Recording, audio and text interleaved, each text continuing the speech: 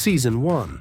It all begins with a man who can command a room full of dangerous people but can't keep himself from collapsing at a family barbecue.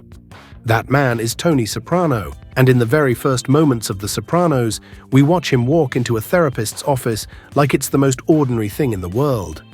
Except it isn't, because Tony isn't just any patient. He's a mob boss. He's got two families. One at home, Carmela, Meadow, and AJ. The picture-perfect suburban setup with backyard cookouts and a big house in Jersey.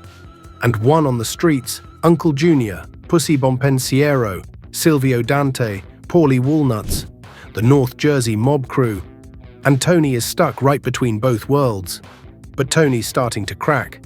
Panic attacks slam him out of nowhere, leaving this larger-than-life mobster gasping for air like a man drowning in his own power. So he goes to Jennifer Melfi, a therapist, a civilian, someone he can talk to about the weight he can't share with anyone else. Through those sessions, we start peeling back Tony's layers. We learn about his mother, Livia Soprano, a woman who doesn't just hold grudges, she turns them into weapons. Cold, manipulative, and sharper than any knife. Uncle Junior, his old-school uncle, wants to run the family his way, and Tony wants control without declaring war on blood. It's a tightrope walk, and he's slipping. When Junior tries to assert himself as the new boss, Tony does something clever. He lets him believe it. Junior wears the crown, but Tony pulls the strings from behind the curtain. It's smart, it's ruthless, and it works for a while. Meanwhile, his crew isn't exactly a well-oiled machine. Pussy, his old friend, seems off. Paulie and Silvio are loyal, but even loyalty in this world has an expiration date. And Christopher, Tony's hot-headed protege, is desperate for respect he hasn't earned yet. But the real storm brews at home. Livia and Junior conspire against Tony, planting seeds of doubt and vengeance. By the end of the season, that conspiracy turns into a very real hit. Tony's car is riddled with bullets in an ambush that should have killed him. But it doesn't. He survives, and that survival flips a switch inside him. Tony stops pretending to play nice. He takes control for real. He strips Junior's power, tightens his grip on the family, and steps fully into the role of boss. All the while, the therapy continues. Dr. Melfi has become both his confessional and his mirror, forcing him to look at the man he really is. And just like that, Season 1 ends not with Tony getting better, but with him becoming more dangerous. He's alive, he's in charge, and anyone who thought they could play him just learned the hard way. You don't put Tony Soprano in a corner. Season 2, Tony may have survived the ambush, but survival comes at a cost. As Season 2 begins, he's not the man fumbling through panic attacks anymore. He's colder, sharper, fully aware that in his world, power isn't given. It's taken, and the throne he's sitting on isn't exactly built on solid ground. The new challenge arrives wrapped in old baggage. Richie April, a hot-headed old-school mobster, gets out of prison. Richie doesn't see Tony as his boss. He still sees the kid who used to look up to him. That's a problem. Richie's temper is explosive, his respect for Tony is non-existent, and he starts stirring trouble almost immediately. Meanwhile, Tony's relationship with Jennifer Melfi gets more complicated. She's not just a therapist anymore, she's the only person who sees past the mob boss mask, and Tony hates how much he needs that. But even in that room, his darkness keeps showing through. His home life isn't exactly peaceful either. Carmela knows what kind of man she married, but now the cracks are more visible. Tony's lies are piling up. His affairs aren't hidden anymore. And the idea of a normal family is starting to sound like a cruel joke. In the shadows, the real threat grows closer. Salvatore Bompensiero, better known as Pussy, isn't just acting strange this time. He's an informant. Tony suspects it. The tension between them builds like a slow boil. Every handshake, every conversation is laced with paranoia. Tony doesn't want to believe it, but he knows deep down there's no coming back from betrayal. Richie's chaos hits its peak when he gets engaged to Janice Soprano, Tony's sister. A match made in hell, she feeds his ego, and together they start imagining a world where Richie takes Tony down. Except Richie makes one mistake. He forgets that Janice isn't just a spectator. When he crosses the line at home, she shoots him dead in the kitchen. Just like that, Tony's biggest internal threat disappears with a single gunshot. But the victory is bitter. Tony still has to deal with Pussy. It's one of the most gut-wrenching moments in the series. On a quiet boat, surrounded by nothing but water, Tony confronts his oldest friend. There's no yelling, no big speech, just a cold understanding between two men who know how this ends. Tony pulls the trigger himself, Pussy's body sinks into the dark water, and something inside Tony hardens forever. By the end of Season 2, Tony's grip on power is unshakable. Richie is gone, Pussy is gone, Junior's no longer a threat. But the weight of loyalty has left its mark. Tony knows better than anyone now that in this world, even family bleeds when it has to. Season 3. By the time Season 3 begins, Tony Soprano looks like a man fully in charge. The streets are quieter, his enemies are either gone or sidelined, and his position at the top feels secure. But in Tony's world, peace is never real. It's just the calm before someone bleeds. The new storm arrives with Ralph Cifaretto. Ralph is trouble the second he steps into the picture. He's loud, unpredictable, and cruel in ways that even shock other mobsters. But he's also a good earner, and in Tony's business, money talks louder than morals. Ralph's rise in the ranks is quick, but it's also messy. He crosses lines constantly, and Tony's patience with him is stretched to its limits. Meanwhile, the Soprano household is shifting. Meadow is growing up fast, stepping out of her father's shadow.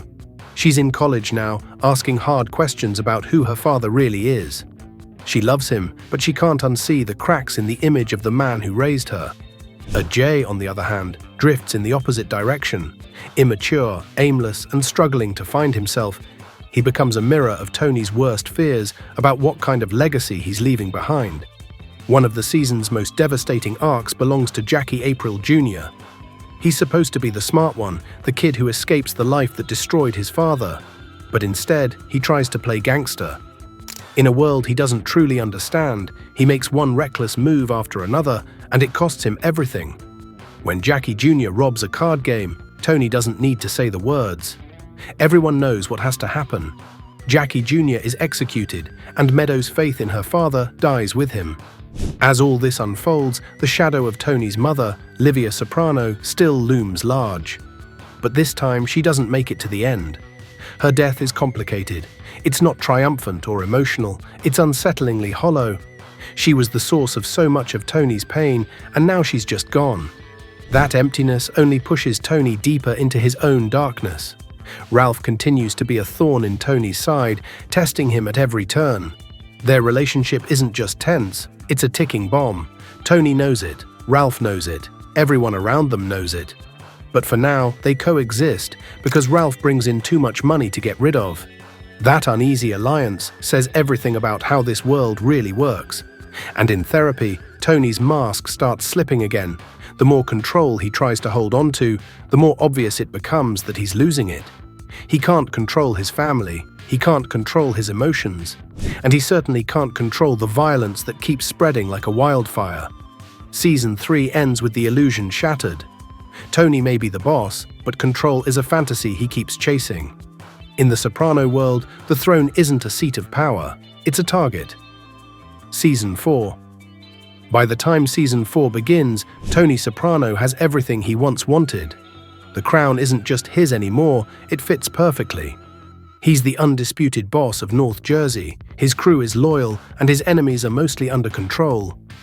But here's the thing about empires that look steady from the outside. They're usually already cracking on the inside.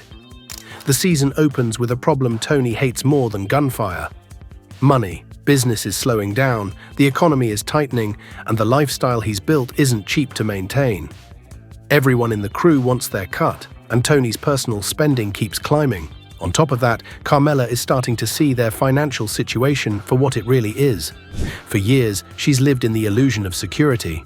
But now she's realizing how fragile everything around her actually is. Meanwhile, Ralph Cifaretto is still very much in the picture, and every second he's around feels like a lit fuse. He's making money, but he's also making Tony's blood boil. His cruelty reaches a breaking point with one of the most shocking moments of the series, the death of Pio Mai, Tony's beloved racehorse. It isn't just about the horse, it's about respect. About a line Ralph shouldn't have crossed. And when Tony finally snaps, it isn't business, it's personal. Ralph ends up dead on Tony's basement floor. Silvio and Tony quietly dispose of the body, and just like that, another problem is cleaned up. But that moment changes Tony. It strips away the last bit of illusion that this is just a job. On the home front, things are worse than ever. Carmela is tired of being the woman who knows everything but pretends not to. She wants independence. She wants her own money. She wants a life that doesn't revolve around waiting for Tony to come home from God knows where. Her relationship with Furio Junta, the handsome enforcer in Tony's crew, quietly turns into something more than just glances. But Furio is trapped between his loyalty to Tony and his growing feelings for Carmela. He can't live with that conflict, so he disappears. Tony doesn't know how to handle a woman he can't control. Carmela's voice gets louder, sharper. She stops pretending she's okay with being half of a picture-perfect lie. And by the end of the season, everything comes crashing down. She finds evidence of Tony's countless affairs, including one too close to home, and finally throws him out of the house. In therapy, Tony's defenses start to crack again. He talks around his problems, not through them. He uses his power as a shield, but even he can feel how unstable everything is. His empire may look untouchable, but his personal life is in ruins. Season 4 closes with Tony on top of the world and completely alone. The House of Cards hasn't collapsed yet, but it's shaking with every breath he takes. And for the first time, you can see it on his face. The king is standing tall, but the ground beneath him is starting to give way. Season 5. By the time Season 5 rolls in, Tony Soprano's world looks different. He's not living at home anymore. Carmela has finally had enough of the lies and cheating, and his family is more fractured than it's ever been. But the streets, they're about to get even more dangerous. The past literally walks back into Tony's life when a wave of old-school mob guys are released from prison. Men who built the life Tony inherited. Men who don't exactly love how things have changed. Among them is Tony Blundetto, Tony's cousin. A man with a quiet intensity, dreams of going straight, and a history that's tied tightly to Tony's own guilt. Years ago, Tony dodged a prison sentence while Tony B went away. That guilt has been sitting in the corner of Tony's mind like a shadow he can't shake. At first, Tony B genuinely tries to go legit. He works as a masseur, stays out of trouble, and tries to build a life beyond the mob. But the streets have a way of pulling people back in. And Tony, no matter how much he pretends otherwise, doesn't help. His presence alone is gravity. Slowly but surely, Tony B gets sucked back into the life he was trying to avoid. Meanwhile, Carmela and Tony are separated, but not entirely done. Their marriage is on pause, not dead. Carmela is trying to stand on her own for the first time in her life, but she's trapped between who she wants to be and the world she's been part of for so long. Tony plays the long game, slowly finding his way back into her orbit. He never apologizes the way normal people do. He just keeps showing up until the line between gone and back blurs away. In the background, another story simmers quietly but dangerously. Adriana La Cerva, Christopher's fiancée, is caught between two impossible choices. She's been forced into becoming an informant for the FBI, terrified of what will happen if anyone finds out. The weight of it is crushing her. She loves Christopher, but she knows the truth would kill her. When she finally breaks and confesses everything to him, there's a split second of hope. Maybe they could run. Maybe they could escape. But this isn't a love story. Christopher tells Tony, and Tony makes the call. Silvio picks her up under the pretense of help. She never comes back. Tony B's storyline explodes when he kills Joey Peeps, setting off a chain reaction. It drags Phil Leotardo and the New York family into the conflict. Tony is torn between protecting his cousin and protecting the family. And for all the history between them, he makes the cold choice. He kills Tony B himself, putting a bullet in a man he once called his brother. It's brutal, but it's also his way of controlling the damage. By the end of Season 5, Tony is back under Carmela's roof. On paper, he's regained control. The boss is back at home, the streets are quiet again, and the threat has been handled. But this time, it's different. There's a heaviness in the air. Adriana's death, Tony B's execution, and Carmela's hollow reunion aren't victories. They're ghosts, and Tony carries them with him like a weight he can never put down. Season 6, Part 1. By Season 6, the cracks in Tony Soprano's world aren't just showing anymore.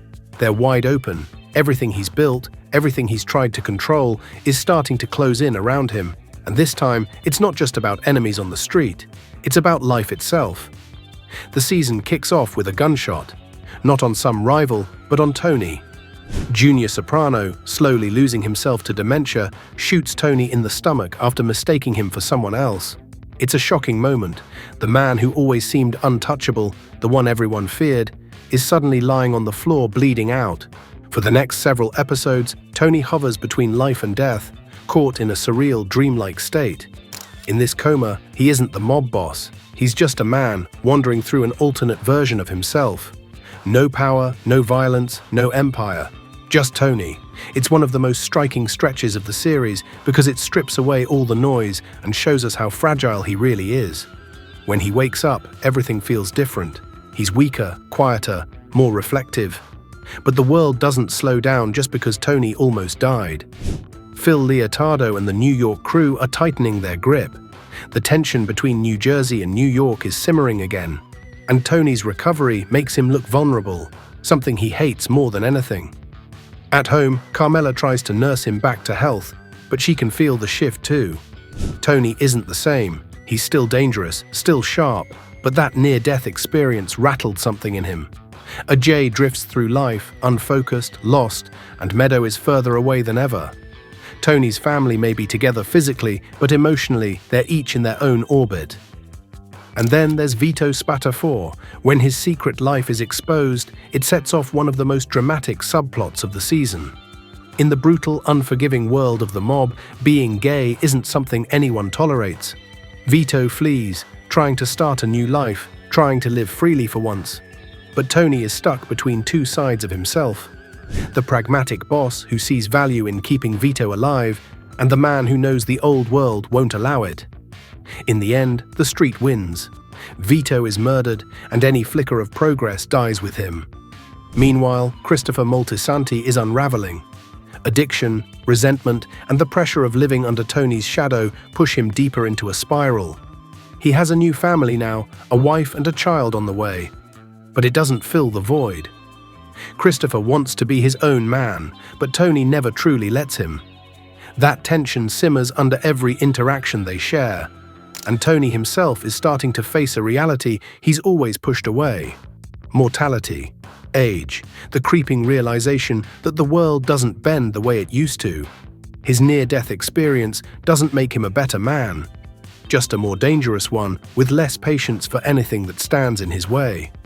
Season 6, Part 1 ends on a heavy note. Tony has survived, but something fundamental has changed. He's not the man he was at the top of his game. The world is closing in on him from all sides. New York is pushing, his family is drifting, his crew is crumbling, and somewhere deep inside, Tony knows the truth. You can't outrun time, not even when you're the boss. Season 6, Part 2. By the time Part 2 of The Sopranos, Season 6 begins, the world isn't just closing in on Tony Soprano anymore, it's already inside the house. The illusion of control he's clung to his entire life starts to crumble piece by piece, and Tony can feel the end breathing down his neck. The war between New Jersey and New York hits a boiling point. Phil Leotardo, who once played the long game, is done waiting. After years of swallowing his pride, he's ready to crush Tony for good. What started as a simmering rivalry erupts into an all-out blood feud, with bodies dropping on both sides. Tony, who's always managed to outthink or outmuscle his enemies, suddenly finds himself cornered. Phil's not like the others. He's cold, calculated, and out for blood. Inside the family, things aren't any better. Ajay spirals into depression, feeling more lost than ever, and Carmela, who's spent years trying to believe in the version of Tony she can live with, is watching that illusion dissolve. She sees the violence tightening around their lives, and for once, even she can't ignore it. Meadow, once so full of ideals, now seems to be drifting toward her father's world instead of away from it. Christopher's downfall hits like a gut punch. His addiction, paranoia, and festering resentment finally catch up to him. And in a moment that still shocks fans to this day, Tony makes a choice that shows just how far gone he truly is. When Christopher crashes the car and lies bleeding, Tony doesn't save him. He finishes it. No hesitation, no second thoughts. In that quiet, chilling moment, any illusion that Tony could change dies too. From there, Tony becomes more paranoid, more isolated, more dangerous. He's haunted, not just by Christopher's death, but by everything he's done to get here. People he trusted are gone. Friends have turned into enemies. And even those who remain, like Paulie, don't truly trust him anymore. The FBI is circling closer. The crew is thinning out. Phil Leotardo is on a warpath. It's as if every decision Tony ever made is coming back like a wave that's too big to outrun. He tries to act like the old Tony, the one who laughs at danger, who walks into chaos like he owns it. But behind his eyes, something has cracked. The season barrels toward its final act with an almost unbearable tension. Tony makes his move against Phil, and in the chaos, the power dynamic shifts one last time. But even after Phil's brutal death, there's no real victory. No sense of triumph, just more blood, more paranoia, and a quiet, heavy understanding. Nothing lasts forever. Tony ends up exactly where he's always been, sitting at a table, surrounded by enemies he can't see and family he can't protect from the life he built. As the world closes in, there are no grand speeches, no neat endings, just the quiet hum of a diner, a door opening, and Tony looking up. Season 6, Part 2 isn't just the end of a story, it's the slow, inevitable collapse of an empire. Tony Soprano doesn't get a Hollywood ending because in his world, there's no such thing. And that's the story of The Sopranos. A rise, a fall, and a legacy that still sparks debate years later. Tony's world didn't end with a bang, but with a single unforgettable moment. What do you think happened in that diner? Let us know your theory in the comments, and if you enjoyed this binge recap, hit that like button and subscribe for more legendary TV recaps.